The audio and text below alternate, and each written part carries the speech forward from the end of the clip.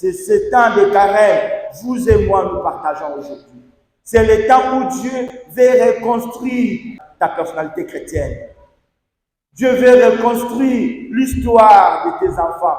Dieu veut rééduquer ta foi, une foi perverse qui tourne, ta tête qui tourne avec des idées mauvaises. Dieu veut reconstruire ton cœur. Dieu veut reconstruire ton esprit. Il veut reconstruire ton âme pendant le temps de désert. Malheureusement, le peuple chrétien d'aujourd'hui refuse la reconstruction que Dieu veut imposer sur nous. Pourquoi le peuple croit dans ton cœur que Jésus est Seigneur, tu seras sauvé. Laisse Jésus diriger tes décisions. Laisse Jésus orienter tes projets. Ne sois pas pressé. Tout est validé dans le monde.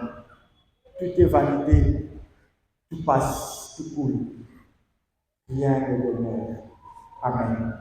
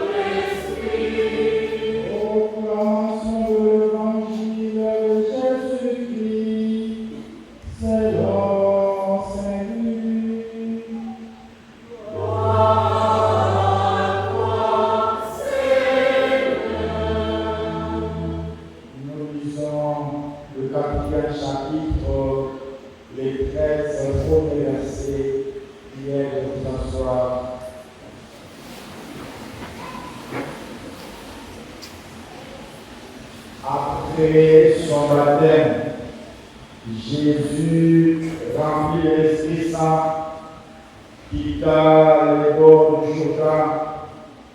Il fut conduit par l'Esprit à travers le désert, où pendant 40 jours, il fut mis à l'épreuve par les démons. Il ne mangea rien durant ce jour-là.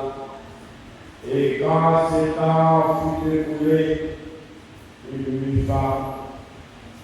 Le démon lui dit alors, si tu es le Fils de Dieu, ordonne à cette pierre de devenir du pain. Jésus répondit, il est écrit, ce n'est pas seulement le pain que l'homme doit vivre. Le démon ramena alors au plus haut et il fit voir d'un seul regard tous les royaumes de la terre. Il lui dit, je te donnerai tous ces pouvoirs et la gloire de ces royaumes, car cela m'appartient et je le donne à qui je veux. Toi donc, si tu te prosternes devant moi, tu auras tout cela. Jésus lui répondit, il est écrit, tu te prosterneras devant le Seigneur ton Dieu, et c'est lui seul que tu adoreras. Puis, les démons le conduisit à Jérusalem. Il le plaça au sommet du temple et lui dit, si tu es le Fils de Dieu, jette-toi en bas, car il est écrit, il donnera pour toi à ses anges l'ordre de te garder encore. Ils te porteront sur leurs mains, de faire que ton pied ne heurte une pierre. Jésus répondit, il dit, tu ne mettras pas à l'épreuve le Seigneur ton Dieu. Ayant ainsi épuisé toutes les formes de tentation, les démons s'éloigna de Jésus jusqu'au moment fixé.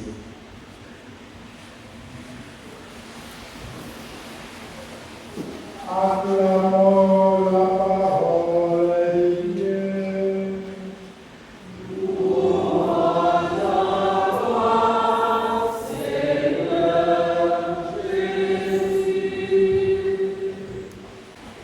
Frères et sœurs, dans l'église de Shalom, depuis le mercredi passé, appelé mercredi des Saints, l'Église, notre mère, a commencé un temps, le temps de carême. Et le temps fort, le temps de carême, tire son origine dans la langue latine, quadragesima. Quadragesima qui se traduit en français par 40 jours.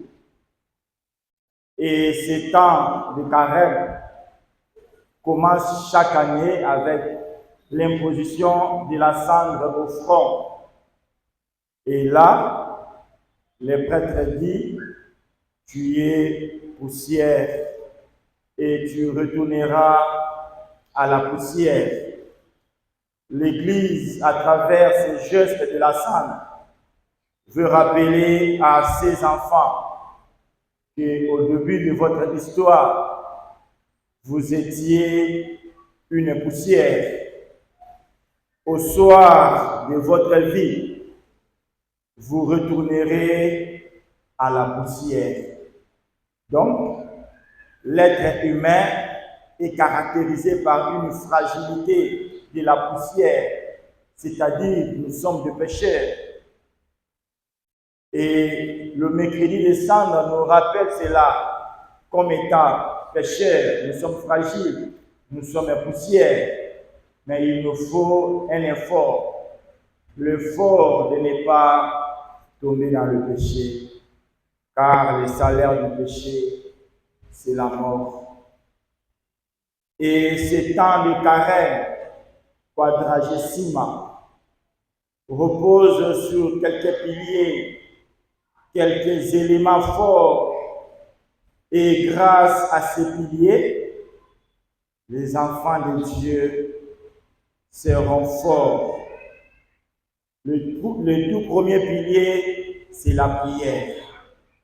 Pendant ces quadragesima, l'Église nous demande de prier pour nous-mêmes enfants, de prier pour les parents, de prier pour les serviteurs de Dieu et de prier pour notre nation. Prier, car la prière est une arme forte pour un chrétien. Le deuxième pilier de ces temps forts, quadragesima, c'est la pénitence, la privation, le jeûne.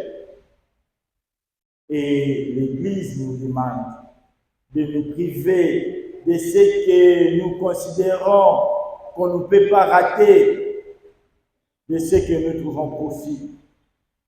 C'est cela que l'Église nous demande, la privation. Ce n'est pas prendre des décisions de ne pas manger la viande, mais tu commets le péché. Ça, ce n'est pas une privation. Ce n'est pas en disant, bon, je ne prendrai plus l'alcool, mais le samedi saint, tu prendras un casier d'alcool. Tu prendras 24 bouteilles de thé. Ce n'est pas ça la privation. Mais la privation, c'est-à-dire faire mourir en soi ce que tu ne peux pas en passer. Et tu dois chercher à connaître dans ton cœur qu'est-ce qui est difficile pour moi de laisser. C'est ça le jeûne. Le véritable jeûne, c'est de venir en aide aux pauvres, aux expropriés, aux orphelins. C'est ça le jeûne. Pendant ce temps, pratiquer la justice. C'est ça le véritable jeûne. De ne pas vivre de l'injustice. Et le troisième pilier de ces éléments, c'est le partage. Ce n'est pas en disant, bon, nous sommes pendant le temps du carême, je dois aller faire un don dans un orphelinat et vous vous promenez avec la RTNC pour prendre les images. Vous vous promenez avec des caméras. Ah, pour le moment, on a des téléphones Android. Vous passerez votre téléphone à un orphelin de prendre des images et après, vous allez publier sur votre statut pour que le monde entier voie que Maman Kassongo vient de faire un don dans un orphelinat. Ça, ce n'est pas le partage. La Bible dit durant ce temps de carême, si c'est ta main droite qui fait un geste de charité, la main gauche ne doit pas savoir.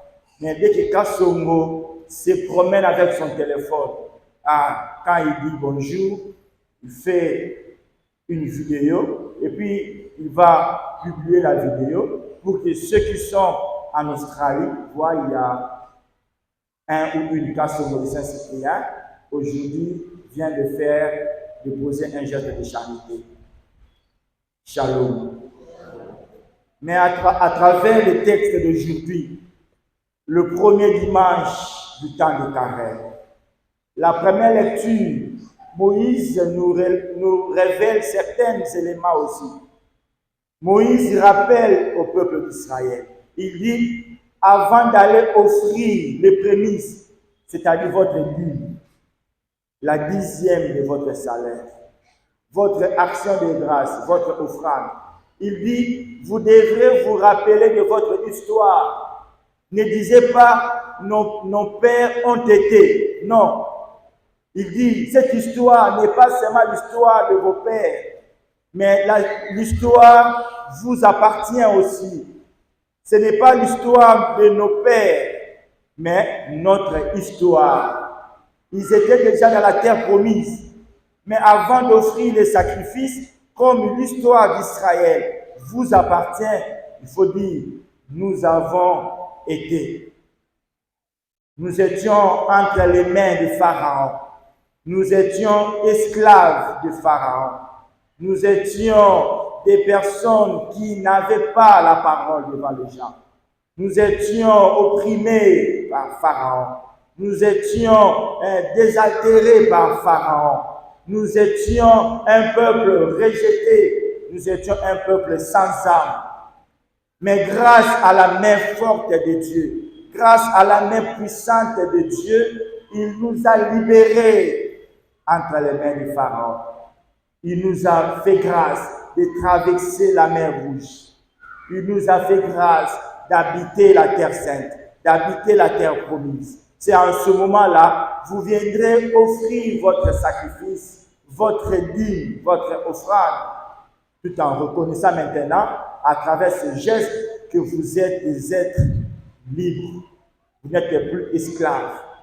Et le temps de carême également, c'est un temps de pèlerinage. Ces peuples étaient des pèlerins dans le désert durant 40 ans de marche. Et ce peuple qui marchait dans les ténèbres, ce peuple qui marchait dans le désert avec un seul objectif, d'arriver à la terre promise. Et vous aussi, nous tous ici, nous sommes durant ce temps de désert. Le temps de désert, c'est un temps de reconstruction.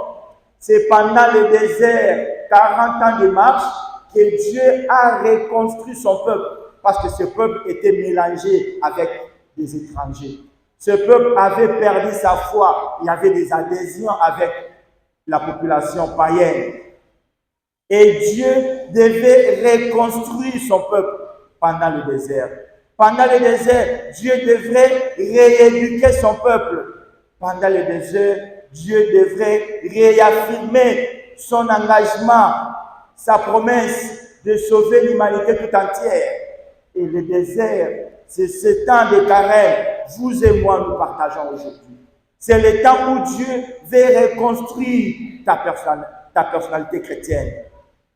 Dieu veut reconstruire l'histoire de tes enfants. Dieu veut rééduquer ta foi, une foi perverse qui tourne, ta tête qui tourne avec des idées mauvaises. Dieu veut reconstruire ton cœur. Dieu veut reconstruire ton esprit. Il veut reconstruire ton âme pendant le temps de désert. Malheureusement, le peuple chrétien d'aujourd'hui refuse la reconstruction que Dieu veut imposer sur nous. Pourquoi le peuple refuse? Parce que le peuple d'aujourd'hui dit, le temps de carême, ce n'est pas un temps nouveau pour moi. C'est un temps que je le fréquente chaque année. Même l'année 2026, il y aura le temps de carême. Qu'est-ce qu'il y aura de nouveau pour le temps de carême 2025? Or, le temps de carême, c'est le temps où Dieu veut redonner la confiance. Le peuple d'Israël avait perdu la confiance, était esclave. Alors, il devait marcher pendant 40 ans. Et pendant ces marches de 40 ans, ils étaient bien éduqués. On dit, ils ont fait 40 ans. Celui qui était sorti de l'Égypte à l'âge de 2 ans avait ou était arrivé dans la terre promise à l'âge de 42 ans. Donc, tous ceux qui étaient sortis à l'âge de 40 ans, ils avaient 80 ans.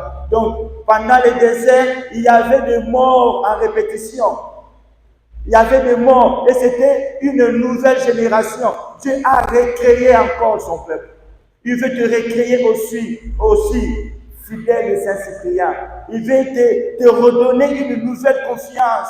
Que tu ne regardes pas à gauche, que tu ne regardes pas à droite, que tu fasses confiance à ton Dieu. Malheureusement, le peuple de Saint-Cyprien a beaucoup de dieux. Son Dieu, c'est son ventre. Son Dieu, c'est Maman Coco. Ou son Dieu, c'est ma papa, je ne sais pas quoi. Et le Dieu veut que pendant le marche, pendant le pèlerinage, que Israël se débarrasse des dieux étrangers, se débarrasse des pratiques étrangères. Mais vous, nous tous, nous célébrons la Pâque avec ces idées mauvaises. Nous arrivons à Samedi Saint, on crie Alléluia, mais on vient de commettre le péché. On se donne de la discipline seulement pour priver l'estomac, or notre cœur n'est pas privé. À quoi bon de faire le jeûne?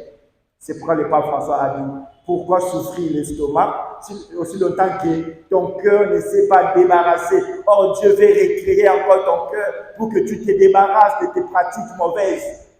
Mais toi tu dis non, tu ne veux pas te débarrasser. Mais c'est pourquoi Moïse rappelle d'abord le peuple d'Israël. Et la deuxième lecture dit, Saint Paul le dit également. Bon, je fais une corrélation avec les 3 textes. Et Saint Paul dit maintenant, quand vous êtes maintenant recréés, rééduqués par Dieu durant l'histoire, votre pèlerinage, si vous croyez dans votre cœur que Jésus est Seigneur. C'est ça maintenant la rééducation.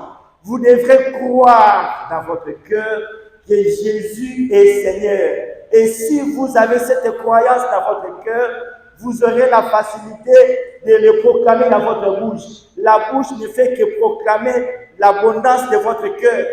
Mais avant de commencer la messe, votre bouche a proclamé quoi? Est-ce que c'était la parole de Dieu? Est-ce que votre bouche a proclamé que Jésus était ressuscité d'entre les morts? Ou votre bouche a proclamé les mensonges? Quand vous étiez en train de prendre la douche avant de venir à la messe, vous étiez en train de penser à quoi? Aujourd'hui même. Cette semaine alors. Or, Saint Paul, en disant cela, il dit encore, c'est dans le cœur, dans la culture. Bon, je prends la culture. La culture hébraïque n'est pas différente de la nôtre, la culture congolaise. Dans la culture hébraïque, le cœur est le centre. Nous on dit monter mes amis sans doute. Les cœurs et les centres. Quand Saint Paul dit, si vous croyez dans votre cœur, c'est-à-dire dans votre centre, qu'est-ce qu'on peut trouver dans votre centre, dans votre dépôt? Les décisions. C'est-à-dire quoi? Si Jésus est dans votre cœur, le titre Seigneur veut dire tout simplement maître. C'est-à-dire encore, si vous croyez que Jésus est Seigneur, c'est-à-dire si vous croyez que Jésus est maître. S'il est votre maître, cela veut dire quoi? Il va diriger les décisions qui sont dans votre cœur. C'est Jésus qui dirige les décisions de votre cœur. S'il est dans votre cœur, il va diriger vos sentiments. S'il est dans votre cœur, il va diriger vos projets. S'il est dans votre cœur, il va diriger les paroles qui se précipitent pour sortir dans votre bouche. S'il est maître de votre cœur. Or, votre cœur est départagé. Jésus n'est pas le seul maître dans votre cœur. Vous avez des petits dieux. Vous avez des petits dieux dans votre cœur. Vous avez des petits péchés chéris dans votre cœur. Et comment Jésus est le seul maître de ton cœur? Si vous professez dans votre bouche ce qui vient dans votre cœur, que Jésus est Seigneur, alors la Bible dit, vous serez comment? Sauvés. Mais comment vous serez sauvés? Aussi longtemps que les décisions qui sont dans votre cœur n'est pas dirigées par le Maître, par le Seigneur. Nous, notre cœur est lié aux sentiments. Notre cœur, on le dit tout simplement, il y a des vidéos, des chansons qui sortent de temps en temps ce dernier jour. Je crois que je l'ai déjà dit, Miss Nicolo n'a pas de sentiments. Miss Nicolo n'a pas de sentiments. Et dans notre cœur, nos cœurs sont remplis de sentiments. C'est ce qui sort dans la bouche, ça vient du cœur. C'est notre cœur qui est la Miss Nicolo n'a pas de sentiments. Mais comment Jésus va être le maître qui va orienter tes décisions? Tu as quel genre de décision? Déjà dans le cœur que tu as la décision, tu as des projets de supprimer la vie humaine, de faire l'avortement. Tu as déjà ces projets. Tu es déjà prédisposé à faire l'avortement. Tu es déjà prédisposé à mettre du poison dans le verre, même pas ton ami lointain, mais ton chéri. Celui qui t'a épousé. Celui qui t'a donné de la valeur. Mais, comme ton cœur est dans le cadre d'un sentiment, tu as la facilité, pour des besoins du monde, de mettre du poison dans le verre de ton chéri. Et aujourd'hui, tu es veuve parce que ce veuvage-là, tu l'as imposé lui toi-même. Dans le cadre d'un sentiment, pour des besoins éphémères. C'est cela, ces besoins éphémères-là, que Jésus sera tenté. J'ai dit, je fais la corrélation avec les trois textes. Et dans la page de l'évangile, c'est le diable qui se pointe devant Jésus. Le texte dit, aussitôt sorti du Jourdain, Jésus va au désert pour prier. J'ai dit, l'arme forte du temps de carême, c'est mentionné là-bas devant, c'est d'abord la prière. Jésus devrait commencer sa vie publique. Jésus devrait choisir les apôtres. Il devait faire la volonté de son Père. Mais il devait commencer d'abord à être dans la relation intime avec son Père. Il s'éloigne du monde. Il va habiter le désert durant 40 jours. Et c'est à la fin de son carême, c'est à la fin de sa quadragésime que le diable se présente à ce moment-là. Si il utilise les conditionnels, si tu es le Fils de Dieu, tu pourras transformer la pierre en un petit mange, car tu as faim. Je dis non. L'homme ne vivra pas seulement du pain, mais de la parole de Dieu. Bon, si tu es le Fils de Dieu, tu peux te prosterner devant moi. Il fait passer dans un miroir, miroiter. Il fait passer dans un miroir le royaume. Il dit, si tu es le Fils de Dieu, tu vois, ce royaume m'appartient. Je vais te léguer ce pouvoir. Si tu es le Fils de Dieu. Et Christ dit non. On ne peut que prosterner devant Dieu. On ne peut que rendre l'adoration, un culte à un Dieu. Il va encore amener Jésus au sommet. Il dit, jette-toi et ton pied ne heurte pas la pierre, car le Seigneur va ordonner les anges te protéger. Non. Éloigne-toi de moi, Satan. Alors, qui est Fils de Dieu? Tout celui qui a reçu le baptême est un enfant de Dieu. Jésus est tenté de trois choses: la voix, le pouvoir et la gloire. Et ces trois éléments, ce sont les éléments que chaque être humain cherche, vous aussi, moi également, y compris. Nous tous, nous sommes à la recherche de la voix. Je dois avoir du pain au quotidien. Et le diable sait sur quoi tu es lié. Et il ne viendra pas dans une autre route. C'est sur quoi ton cœur est lié. Il vient se pointer parce que toi aussi tu es enfant de Dieu. Si tu es enfant de Dieu, tu peux commettre un mal et puis tu auras ça. Et nous aujourd'hui on dit, dans un pauvre, je ne peux pas réfléchir deux fois. Ceux qui n'ont pas ma lettre à 100 000 $. Je ne peux pas réfléchir deux fois. Mon cœur est à le bol à Soso. Mon cœur m'a poussé à Soso. Je ne réfléchis pas deux fois devant une malade de 100 000 $. La voix. Toi aussi tu es tenté à voir. Combien parmi nous, les jeunes qui sont ici, combien sont devenus des homosexuels pour la voir seulement? Tu as sacrifié ta dignité humaine pour la voir, avoir le pain quotidien. Tu as sacrifié ta famille pour la voir. Tu as sacrifié ta femme pour la voir. Tu as sacrifié ton époux pour la voir, le pain. Tu ne veux pas manquer le pain. Mais Jésus dit non. Je ne peux que faire la volonté de mon Père. Déjà, il veut amener Jésus à un renoncement. Le Christ est le Fils de Dieu, mais il utilise le conditionnel. Et le Christ est réellement Fils de Dieu. Et le Christ est venu au monde pour faire que la volonté du Père. Mais le diable dit, si tu es le Fils de Dieu, tu peux transformer la pierre. Toi qui es ici, tu as déjà transformé combien de pierres dans ta vie, dans ton mariage? La pierre, c'est la voix. À cause de tes sentiments-là, combien de fois tu as voulu avoir quelque chose en dehors de la volonté de Dieu, comme étant enfant de Dieu? Et la deuxième tentation, c'est le pouvoir. Il dit, et le pouvoir, c'est également nous tous. Il dit à Jésus, regarde le monde. Regarde ces belles maisons, les belles voitures, regarde l'avion, regarde les vêtements, le costume, regarde les chaussures. Si tu te prosternes devant moi, mais il y a déjà parmi nous ici, à cause du manque d'enfants, ici, d'autres avec les animaux. Et je crois que je l'ai dit même le vendredi.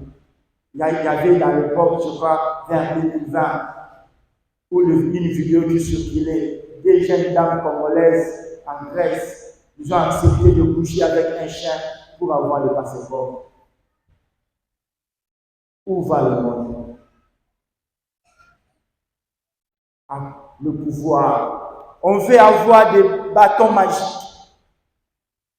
On doit avoir avec les claquements de doigts une maison en étage.